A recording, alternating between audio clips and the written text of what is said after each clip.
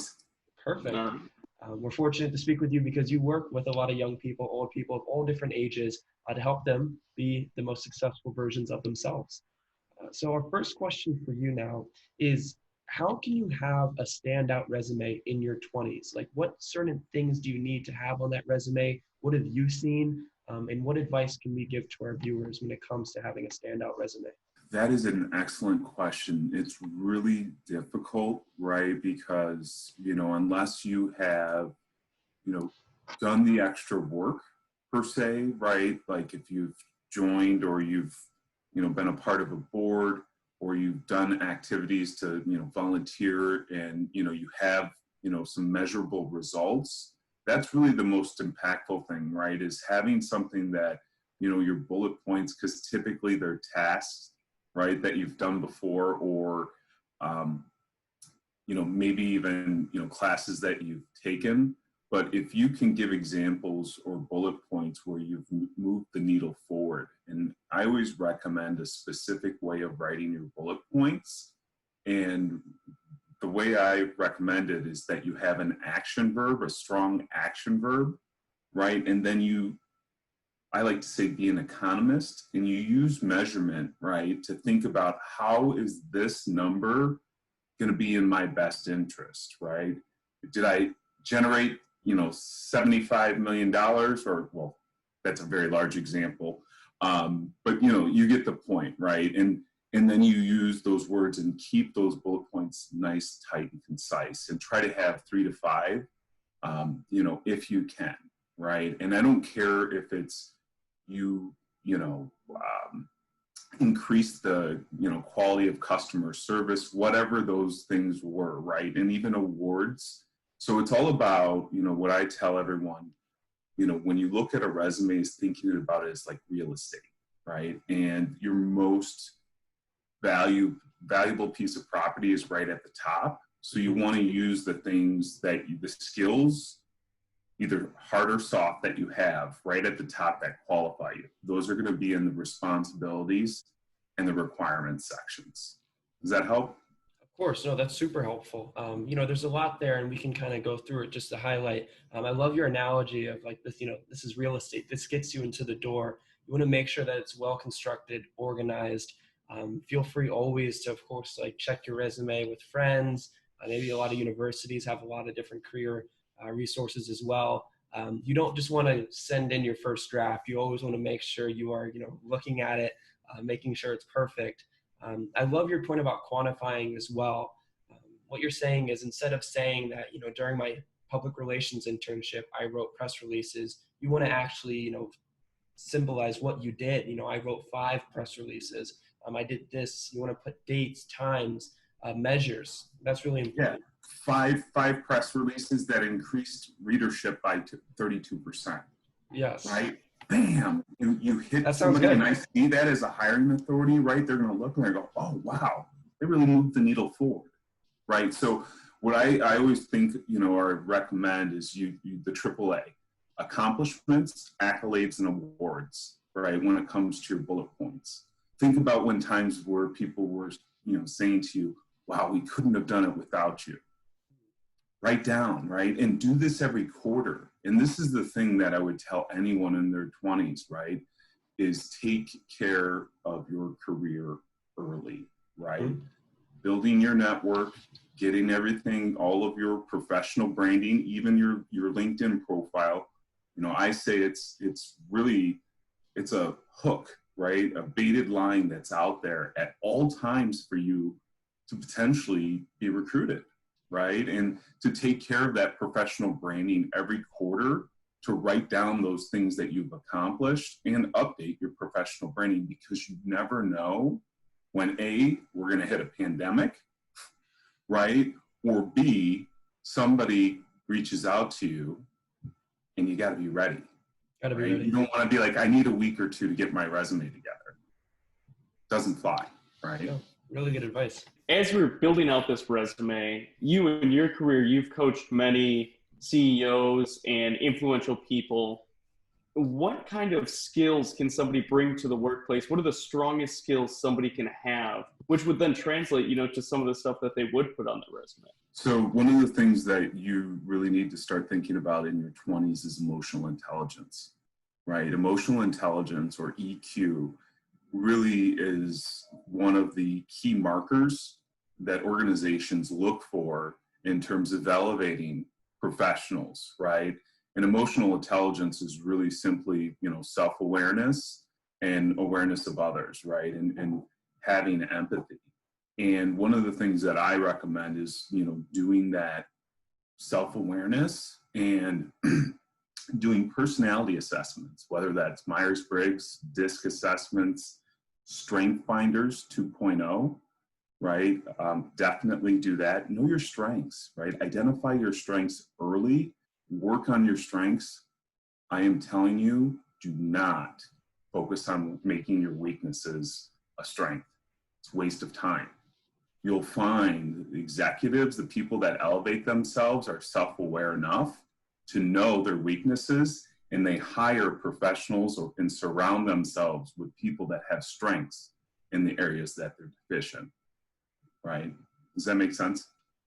Yeah, that makes a ton of sense. I think that, as you said, that emotional IQ is very important. I think that has to do with your communication skills and kind of seeing who you are on a team, right? Am I the person that's leading the team, or am I the person that's a great contributor to the team? And that kind of goes with that emotional intelligence, because you have to look at the different qualities of what make you up and the people that surround you, as you said. Well, and it's right, and setting yourself up for success, right? And also understanding, one of the key questions I always recommend, because in your 20s, realistically, get a job, is my recommendation. For those that are struggling, they're like, I can't find it in my, what I got my degree in or whatever, right? But here's the thing. The most important thing is your manager, right? Your first manager. Is it someone that you can grow, up from beneath, right? Is this somebody that you think, or believe has your best interests in mind, right? Because it's critical, because those individuals will help you, right? For example, you've heard the analogy that, rising tide lifts all boats. And you find great leaders that you'll see that can elevate themselves, and you just hook right on to that, balloon as it's going up. And what would you do if you fall into a situation where you're with this manager, maybe you've been with them for 3 months, and you're like, this is not the person that's going to, take me through the corporate ladder all the way to the top. But obviously you've only been there 3 months, so you don't want to just abandon ship. It's not going to look good. So what would someone in that situation do? So I think that there's, you really got to take your lessons learned, right? And those are things to do and what not to do. And that's really the most important, takeaways often from poor management, are the things not to do in your future leadership roles, right? It's breaking that cycle. Thinking about your career as a whole, you've probably been through a whole lot of interviews. You've instructed a lot of people of how to, succeed during interviews as well. Interviews, of course, especially to people in their 20s, can be a very stressful time. Everybody wants to nail that job interview.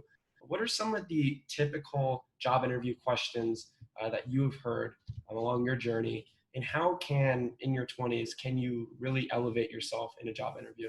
I think it really comes down to practice, right? And my whole thing when I work with a client is really looking at their habits. And people don't oftentimes put themselves first. What I recommend is me time early in the morning before your day gets started, before you look at your emails or text messages or whatever, right? Because those are other people's issues. So if you take an hour, right, and create that habit of me time in whatever function you need it, but it's for you.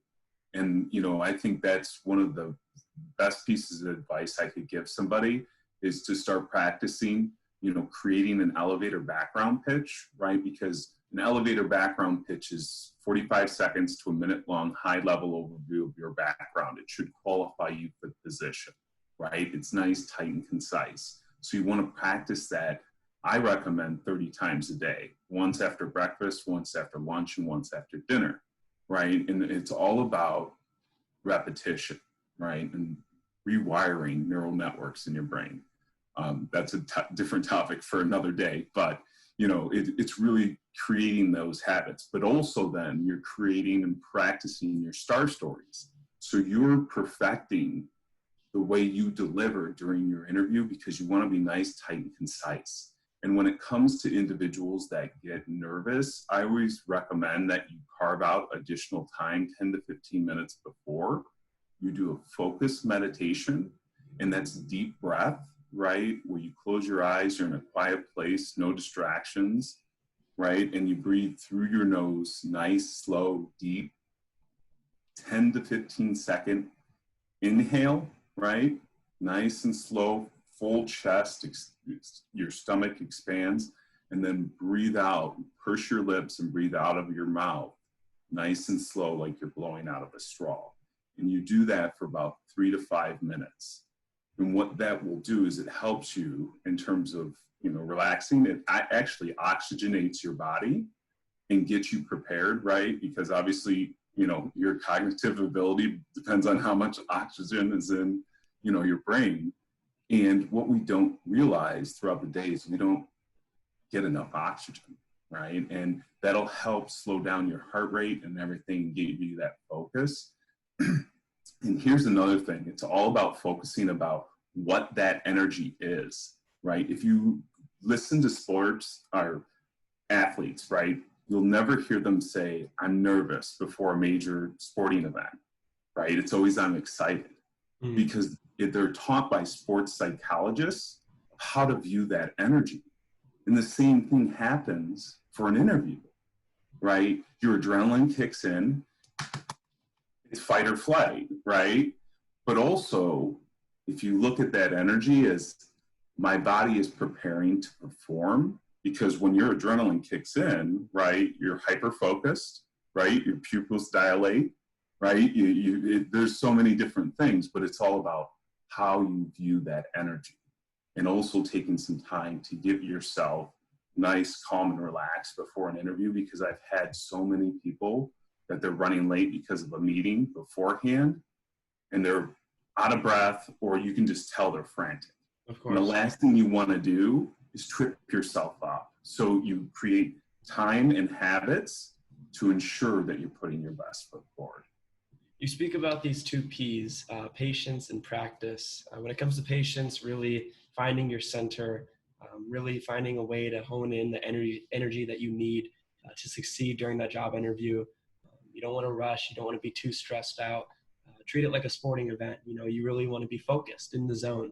And then also practice, of course. I mean, you can always spend time focusing on, who you are, what you've done, and being able to communicate that during a job interview.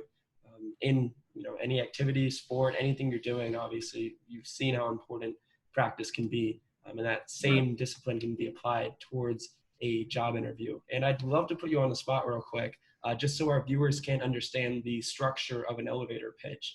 If you could go through your elevator pitch, that would be wonderful. Okay. Overall, I have 15 plus years of executive search and sales experience, in which I've participated in over 10,000 interviews.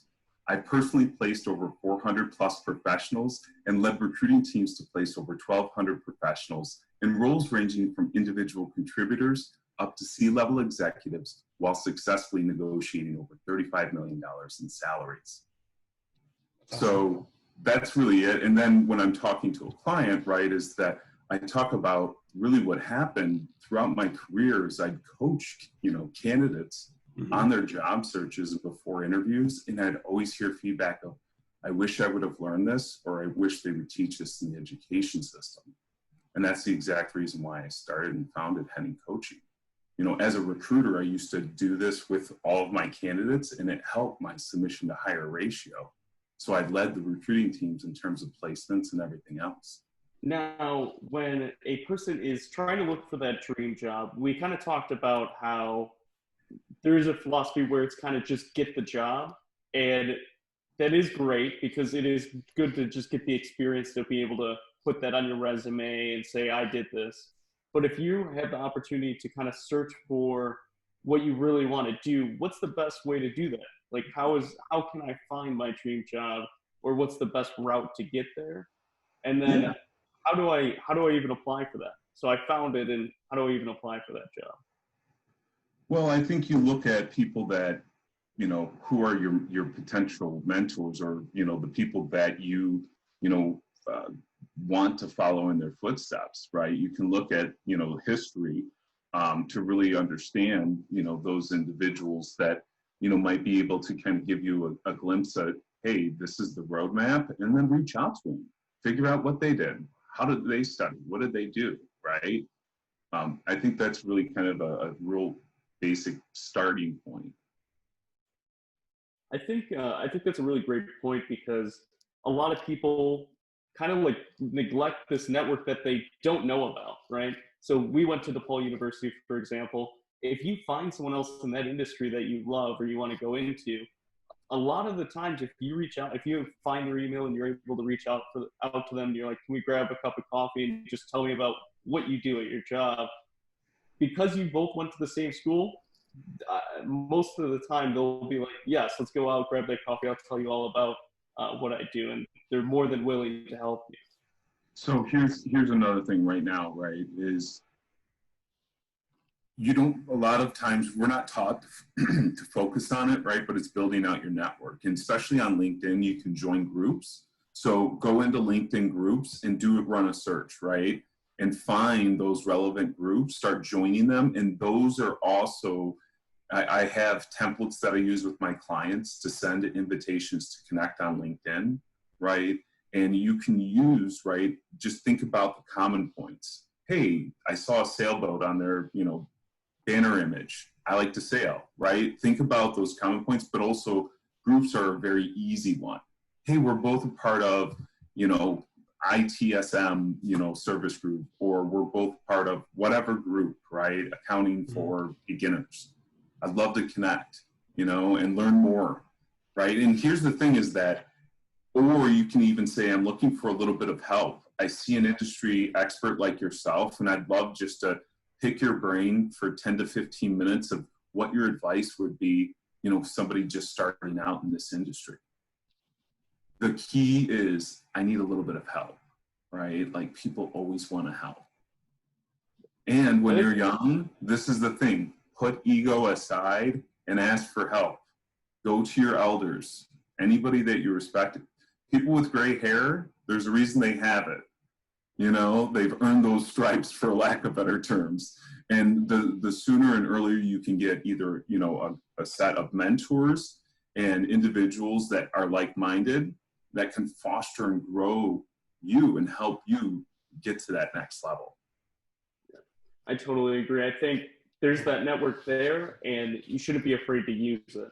I think it's so powerful, and like you said, you can almost create your own one that's not existent. You join those LinkedIn groups, and you're able to access this whole new world with people who are just willing to help. So, guys, I've connected with probably 25 to 30 CIOs and CTOs of major Fortune 500 companies just by sending them the invitation to connect. Right? Like, people get and they build up this whole thing, right? And it's not about that, right? Like, especially in your 20s, when you say that, hey, I'm looking to build and help my career, most of us, that have worn those battle stripes are more than willing to help. Yeah, thank you so much, Nick. We really appreciate it. Again, you've lived this, job interviews, networking, coaching. It's really nice to be able to speak with someone who's, been within this industry to share, the best teachings and lessons, what you've seen, what works, what doesn't work. So again, thank you so much.